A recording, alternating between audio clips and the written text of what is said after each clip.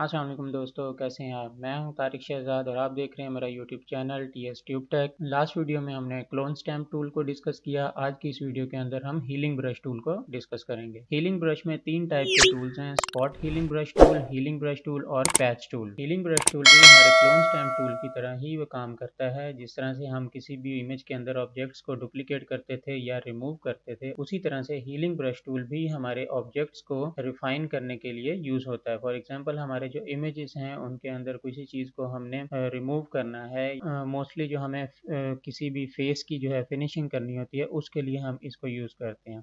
अब दोनों का फ़र्क क्या है? दोनों का फ़र्क ये है कि फॉर एग्जांपल मैं यहाँ पे क्लोन स्टैम्प टूल को ही अगर यूज़ करूँ और यहाँ पे अपना सोर्स लेके तो इस चीज़ को यहाँ पे रिमूव करूँ, तो आप देख सकते हैं कि मैंने यहाँ पे रिमूव किया, लेकिन इसके जो कॉर्नर्स हैं वो यहाँ पे कलर का डिफरेंस आ रहा है। ठीक हो गया। अब यही काम जो है मैं हीलिंग ब्रश टूल को सिलेक्ट करके यहाँ से मैं सैंपल लेता हूँ और यहाँ से इसको मैं रिमूव करता हूँ। तो ये देखें, हमारे जो कॉर्नर्स हैं यहाँ पे वो मर्ज हो गए हैं कलर के साथ ही। तो ये क्या करता है कि जो बैकग्राउंड कलर है ऑलरेडी पिक्चर के अंदर, उसको और जो क्लोन कर रहा है ऊपर से इमेज का दूसरा पार्ट जो है हमारे सोर्स को क्लोन कर रहा है, उनके कलर्स को मर्ज करके हमारी इमेज को जो है ज़्यादा फिनिश कर देता है। जो हीलिंग ब्रश टूल है उसमें हमारे पास सेम वही प्रॉपर्टीज़ हैं, सेटिंग्स हैं जो हमारे पास क्लोन स्टैम्प टूल के अंदर थी। इसको यूज़ करते हुए हम लेयर्स के अंदर भी काम कर सकते हैं। हमारे पास यहाँ पे लेयर्स सेलेक्ट करने के लिए ऑप्शन मौजूद है। हम यहाँ से सोर्स लेके इसको अपनी नई लेयर के ऊपर जो है काम कर सकते हैं। ठीक है, ये हमारा अब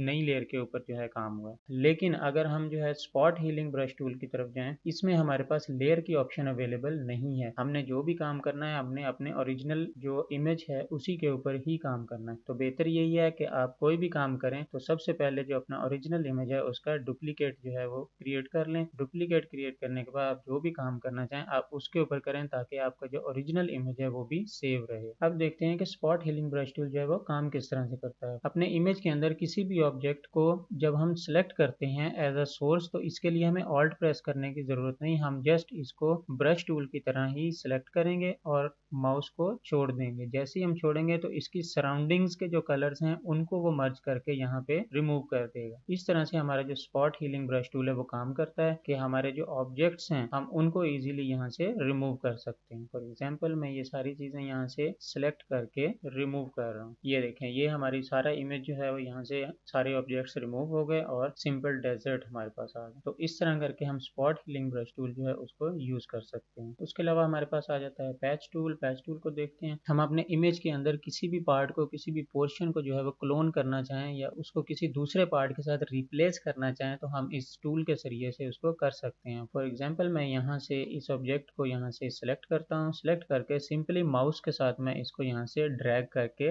ड्रॉप कर दूंगा। तो कंट्रोल डी करेंगे, डी सिलेक्ट। ये देखें, इस तरह से हमारे जो इमेज का ऑब्जेक्ट था वो यहाँ से रिमूव हो गया। हम दूसरे को भी करना चाहें तो इसी तरह से हम यहाँ से सेलेक्ट करेंगे, हमारी सिलेक्शन बन गई और यहाँ पे आके इसको ड्रॉप कर देंगे। कंट्रोल डी करेंगे, सिलेक्शन खत्म हो जाएगी। तो ये देखें, इस तरह से हमारा जो ऑब्जेक्ट है हम इसको रिमूव करके अपने ऑब्जेक्ट्स को ठीक कर सकते हैं। तो इस तरह से आप ये तीनों टूल्स को यूज कर सकते हैं अपने इमेज के अकॉर्डिंगली, कि आपका इमेज किस तरह का है और आपने अपने इमेज के अंदर किस तरह से आपने चेंजिंग करनी है, उसके हिसाब से आप अपना टूल जो है वो सिलेक्ट करके जो इमेज है उसको फाइनलाइज कर सकते हैं। फॉर एग्जाम्पल, मेरे पास यहाँ पे एक और इमेज है। ये देखें, पेज के ऊपर अब कितने सारे स्पॉट्स हैं। इन्हीं टूल्स को यूज करते हुए हम इजीली इन स्पॉट्स को खत्म करेंगे। मैंने हीलिंग ब्रश टूल जो है उसको यूज किया है यहाँ पे, और यहाँ पे मैं ब्रश साइज जो है वो छोटा कर रहा हूँ क्योंकि हमारी जो इमेज है उसके हिसाब से हमने इसमें छोटी छोटी चेंजेस जो है वो करनी है। कोशिश करें कि जहाँ पे आपने स्पॉट जो है वो ठीक करना है उसके करीब के जो कलर्स हैं उन्हीं को ही आप सोर्स बनाएं और यहाँ पे इसको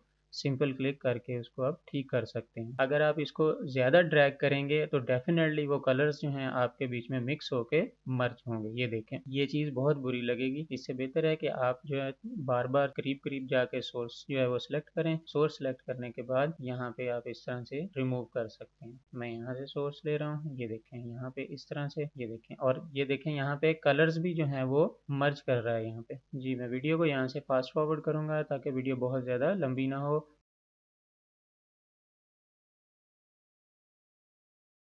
जी ये देखें, हमने अपनी इमेज को जो है वो यहाँ से क्लीन कर लिया। इस तरह से हम हीलिंग ब्रश टूल को यूज़ करते हुए अपने इमेजेस को रिफाइन कर सकते हैं और ज़्यादा खूबसूरत बना सकते हैं। आई होप आपको वीडियो अच्छी लगी होगी। वीडियो कैसी लगी आप कमेंट करके ज़रूर बताइएगा। वीडियो को लाइक करें, शेयर करें और हाँ, चैनल को सब्सक्राइब करना मत भूलिएगा। अल्लाह हाफिज़।